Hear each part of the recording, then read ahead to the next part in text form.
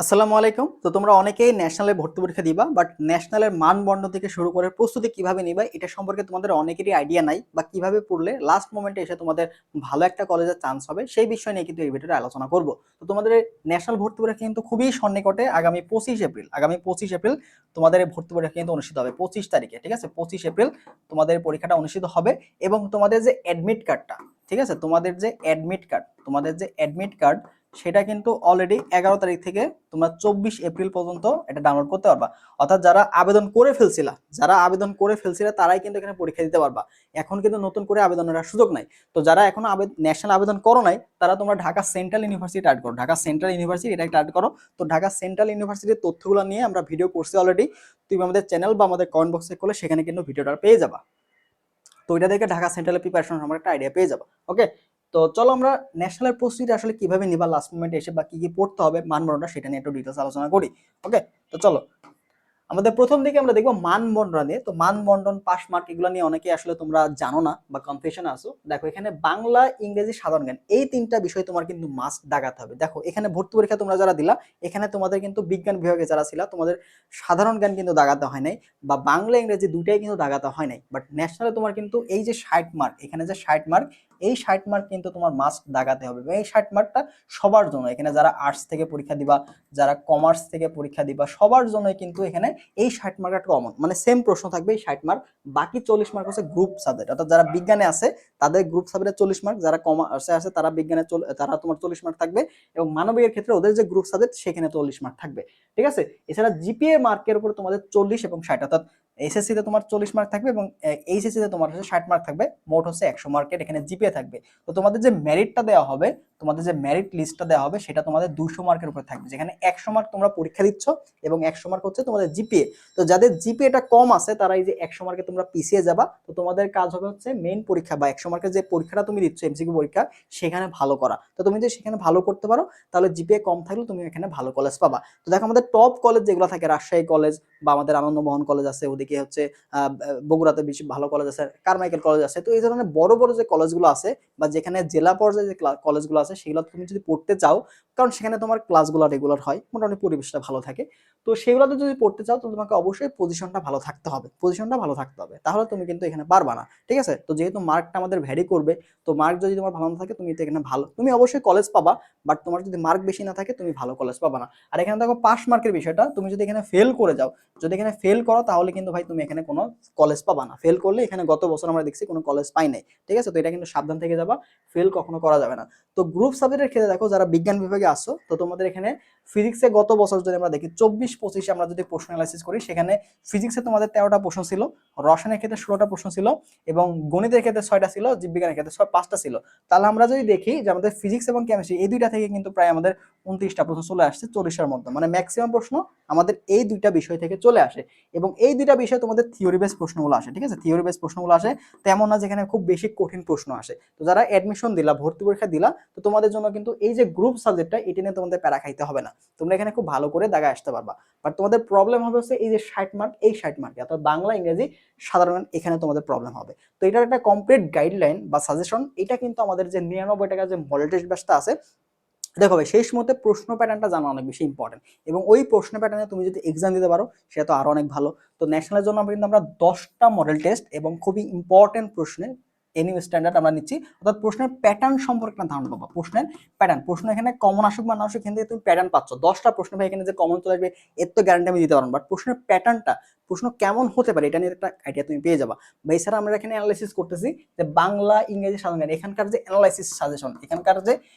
Suggestion এইগুলা কি কি পড়তে হবে, কোন টপিকগুলো বেশি ইম্পর্টেন্ট, এগুলা তুমি কিন্তু এখানে ইনশাআল্লাহ পেয়ে যাবা। ঠিক আছে, তো যারা 99 টাকা দিয়ে মডেল টেস্ট বেসে ভর্তি হবা, তো লাস্ট মিনিটের প্রপার গাইডলাইন তুমি কিন্তু ইনশাআল্লাহ এখানে পেয়ে যাবা। আর এখানে প্রয়োজনীয় পিডিএফ থেকে সাজেশন সবকিছু আমরা এখানে প্রোভাইড করার চেষ্টা করবো। ওকে, ন্যাশনালের ক্ষেত্রে যারা পরীক্ষা দিচ্ছ। ওকে, আচ্ছা পরবর্তীতে আসো প্রস্তুতি তোমরা কিভাবে নেবা, মেইন ফ্যাক্ট যেটা আমাদের প্রিপারেশনটা কিভাবে নেবা। তো এখানে আমাদের গ্রুপ সাবজেক্টগুলো যা বললাম, গ্রুপ সাবজেক্টগুলো তুমি যা পড়ছো ওইখান থেকে প্রশ্ন আসবে, যা যেহেতু থিওরি প্রশ্নগুলো রিভিশন দিলে হয়ে যাবে। তো বাংলা, ইংলিশ এবং জিকের ক্ষেত্রে আমরা একটু মাত্র গাইডলাইন দিই যেটা কিভাবে পড়বা। তো বাংলার ক্ষেত্রে দেখো, বাংলার ক্ষেত্রে তোমাদের যে মেইন বিষয়টা দেখো, বাংলার ক্ষেত্রে যেটা হবে আমাদের, বাংলার ক্ষেত্রে তোমাদের যেটা করতে হবে, দেখো বাংলার ক্ষেত্রে তুমি কি করবা, বাংলা, এই যে বাংলার ক্ষেত্রে আমাদের বাংলা প্রথম পত্র এবং দ্বিতীয় পত্র দুইটা থেকে প্রশ্ন আসে।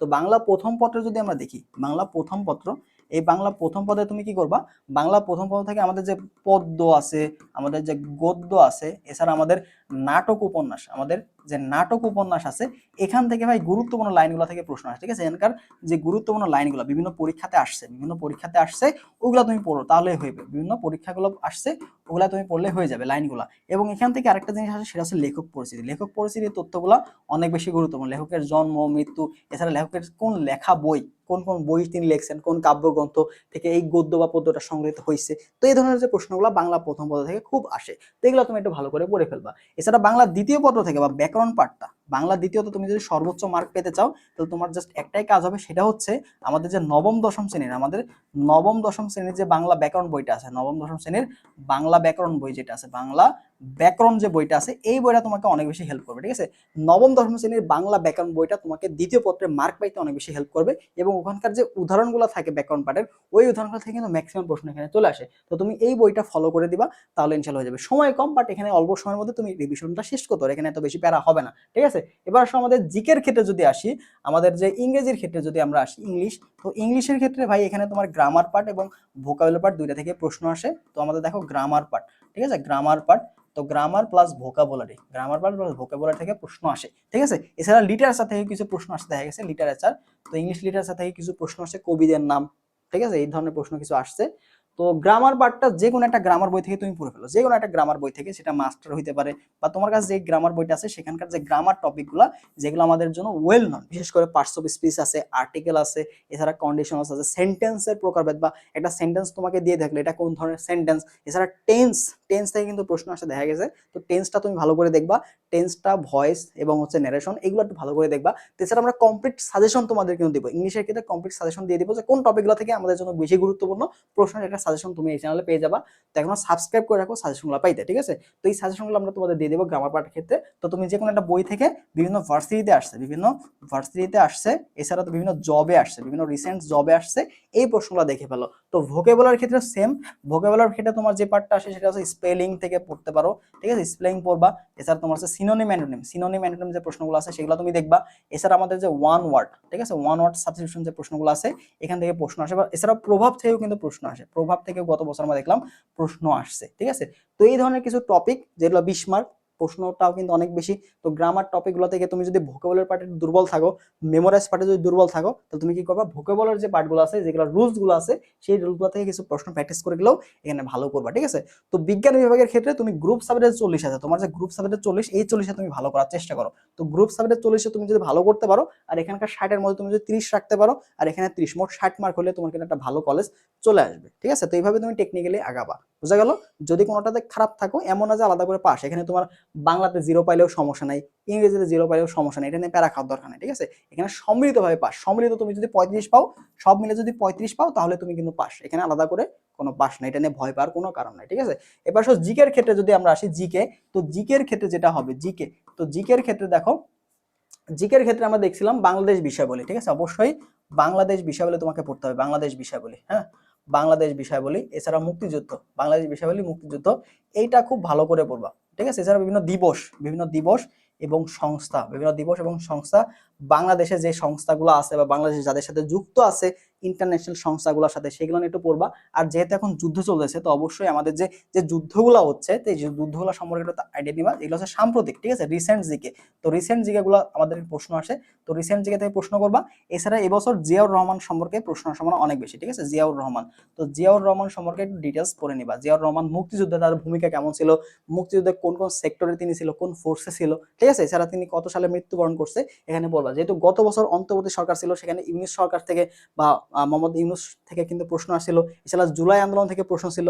তো এবছরও জুলাই আন্দোলন থেকে কিছু প্রশ্ন আসলেও আসতে পারে, কিন্তু মুক্তিযুদ্ধ এবং জিয়াউর রহমান সম্পর্কে অনেক প্রশ্ন আসার সম্ভাবনা অনেক বেশি। আর রিসেন্ট জিকেগুলো থেকে অবশ্যই ভালো করে পড়বা, বিশেষ করে ভোটগুলো সম্পর্কে তথ্য নিবা, ভোট কবে হয়েছে বা অধিবেশনগুলো কবে হয়েছে প্রথম, এই টাইপের যে রিসেন্ট যে তথ্যগুলো আছে সেগুলোতে একটু পড়ার চেষ্টা করবা। ইনশাল্লাহ এখান থেকে দেখবা ম্যাক্সিমাম প্রশ্ন চলে আসবে। ঠিক আছে, তো এখানকার যে 60 মার্কটা, এটা ভালো করে করলেই হবে। আর আমাদের যে 40 মার্কের যে গ্রুপ সাবজেক্ট, সেখানে কি বললাম, থিওরি বেস প্রশ্নগুলো যেগুলো তুমি অলরেডি পড়ছো, ওইগুলো একটু রিভিশন দিয়ে যাও, তাহলে ইনশাল্লাহ কভার হয়ে যাবে। এছাড়া কমপ্লিট একটা গাইডলাইন পেতে বা প্রশ্ন ব্যাংক সম্পর্কে জানতে, এটা আমাদের যত মডেল বেস আছেই, তো এখানে তো প্রশ্ন প্যাটার্ন সম্পর্কে তুমি একটা ভালো ধারণা পাবাই, কারণ এখানে প্রত্যেকটা মডেল টেস্টে 10টা মডেল টেস্ট নিব।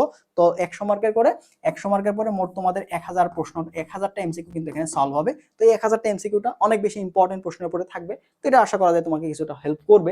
এছাড়া ব্যাখ্যা সহ যেহেতু সলভ শিট এবং মেরিট লিস্ট থাকবে, তুমি কিন্তু নিজের অবস্থানটা জানতে পারছো, ব্যাখ্যাগুলো থেকে তুমি সেই ভুলগুলো ঠিক করে নিতে পারছো। তো এটা একটা ভালো একটা অপরচুনিটি তোমাকে কিন্তু দিচ্ছে, ঠিক আছে। তো লাস্ট মোমেন্টে মাত্র 99 টাকা দিয়ে তুমি চাইলে ভর্তি হয়ে এক্সামগুলো দিয়ে প্রিপারেশনটা ঝালাই করে নিতে পারো। যারা এখনো ভর্তি হও নাই তারা হোয়াটসঅ্যাপে যোগাযোগ করে ভর্তি হয়ে যেতে পারো, ঠিক আছে। আর টোটাল সাজেশনটা আমরা পরবর্তী আরো কিছু ভিডিওতে অ্যানালাইসিস করে তোমাদের দেখাই দিব যে আসলে কোন কোন টপিকগুলো আমাদের এখানে বেশি বেশি করে পড়া দরকার। ওকে, আর যারা এক্সাম আছে ভর্তি হবা, দেরি না করে দ্রুত হোয়াটসঅ্যাপে যোগাযোগ করো, কারণ এক্সাম আমাদের খুব দ্রুত শুরু হয়ে যাবে, ঠিক আছে।